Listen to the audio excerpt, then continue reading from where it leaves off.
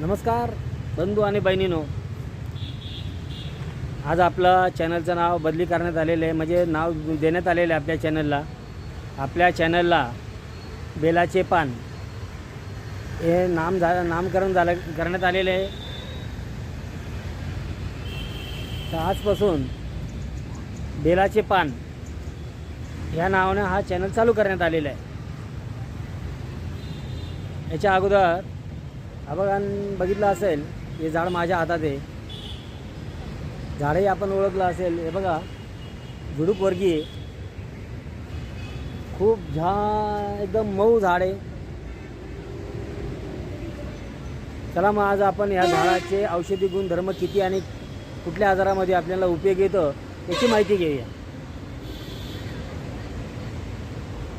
त्या अगोदर आपण ह्या बेलाच्या पान या चॅनलवर पहिल्या वेळेस जर कधी भेट देत असाल तर बंधू आणि बहिणी आणि मित्रांनो, लाईक करा, शेअर करा आणि आपण ह्या झाडाची माहिती आपल्या मित्रांमध्ये, आपल्या नातेवाईकांमध्ये, आपल्या शेजाऱ्यांजवळ माहिती पोहोचते करा. इतकं उपयोगी झाड हे कुठल्या व्यक्तीलाही कामाला येऊ शकतं. घरच्या म्हणा, बाहेरच्या म्हणा, कुठल्या व्यक्तीला कामाला येऊ शकतं. याची माहिती पूर्ण आहे. हा जो बेलाचे पान हा जो चॅनल चालू करण्यात आलेला आहे, हा कुठल्या प्रसिद्धीसाठी न करता आपल्याला वनस्पतीची माहिती व्हावं,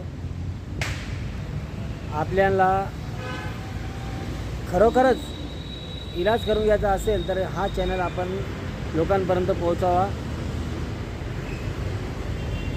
त्याच्यापुढे चला मग आपण या झाडाचं नाव काय आणि याचे उपयोग किती. हे झाड आहे अतिबलाचं झाड.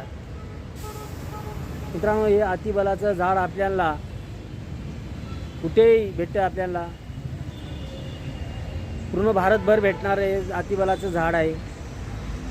हे झुडूपवर्गीय आहे. बघा, हे असं झुडूपवर्गीय आहे, पण याचे गुणधर्म भरपूर आहेत. चला पहिलं गुणधर्म घेऊया आपण. कुठल्या व्यक्तीला जर कधी पिसाळलेला कुत्रा चावला असेल तर अशा लोकांनी याची पानं घ्यायची आहेत. पानं कुटून घ्यायची आहे. 60 ते 8 ग्राम म्हणजे 60 ते 8 तोळे रस काढायचा आहे. तो आपण रोज सकाळीच घ्यायचा आहे. 1 तास काहीच खायचं नाही. असं आपण जर कधी थोडे दिवस 8-15 दिवस जर कधी करतोय तर पिसाळलेल्या कुत्र्याचं विष हे पूर्ण नष्ट करण्याची ताकद या झाडा